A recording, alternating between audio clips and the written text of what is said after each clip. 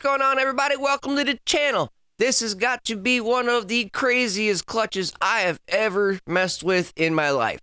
This is a RECLUSE clutch for a KTM. This is the one that is in the KTM trike that Tony's got.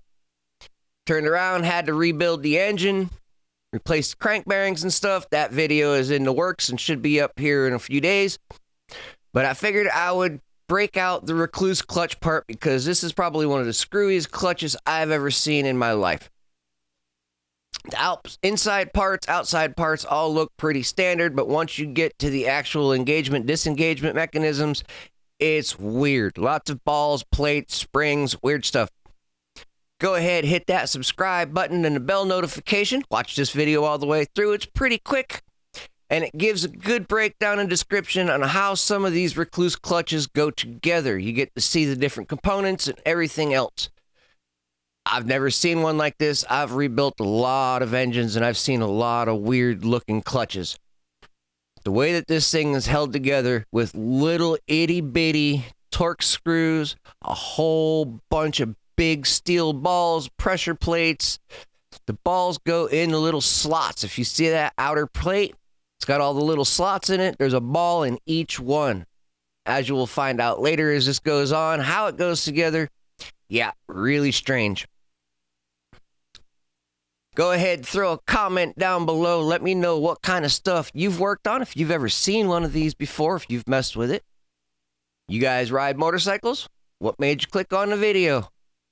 Really kind of curious. Trying to get these videos out to as many people as we possibly can, and we're failing miserably. So, advice, input, anything you could help out so we can get this channel done, I really appreciate it.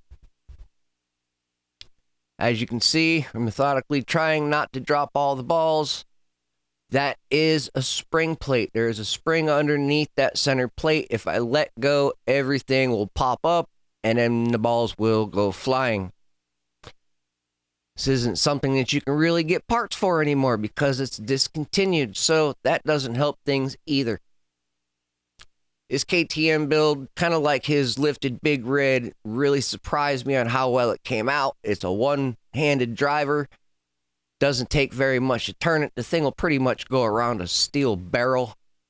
Really, really happy with it. It's been on the podium a few times. We've got some race videos on the channel with thousands of other videos on the channel. Different kinds of builds, ride, race. We've got the ATC Championships, where we did the ATC Nationals a few years ago, so there's all kinds of different national racing here on the channel. Make sure you check it all out. I really appreciate everybody that's clicking on these videos and watches them all the way through. As you can see, I'm trying to methodically not drop anything, and guess what I did? I dropped a ball. Luckily, Tony was right there, so he reached down, grabbed me the last little ball I needed to put this thing together. And we try and finagle the steel plate on top without popping it. That plate holds all the balls in place. A couple of screws in, one on each side to get that plate to stay in place so that I can let go of things. Got to be careful with these things. Definitely got to be careful. Building race bikes and stuff has been an absolute pleasure. I've had so much fun doing this. We've had so many winning bikes come out of this shop. Can't thank the riders enough for coming over, getting some performance work done, and putting the work up on the podium. Really, really shows that the work's going places and doing things. Never going to complain about that whatsoever. Being able to do all the custom builds that people are told are not possible is the other fun thing in this shop, because that's pretty much it. We don't take off the street customers. We take social media customers that are looking for specific builds and stuff that they've been told a dozen times, no, it's not possible. Get a hold of me. Let me know what you need. We'll see what we can do. Chances are we can come up with something to get your problems solved and get you back out riding.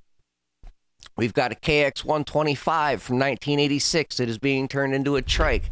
That is one of those little hush-hush products that I know probably not many people are going to see this video, so they won't be looking forward to it. But when it's done, this thing's going to look so cool. If you've seen the shorts and the little sneak peeks of the swing arm and the front end already, then you know exactly what I'm talking about. Let me know down in the comments if you've seen any of the previous builds, which ones you like, which ones you think look funny, and which ones you're waiting on to get done. I really appreciate everybody for watching the video as far as you did. As you can see, the clutch is together. A few more things. We got to time the engine, and we'll be able to finish the engine build video. Get the oil system all primed, engine back in the trike, and we'll get a ride video for you guys. Have a great day.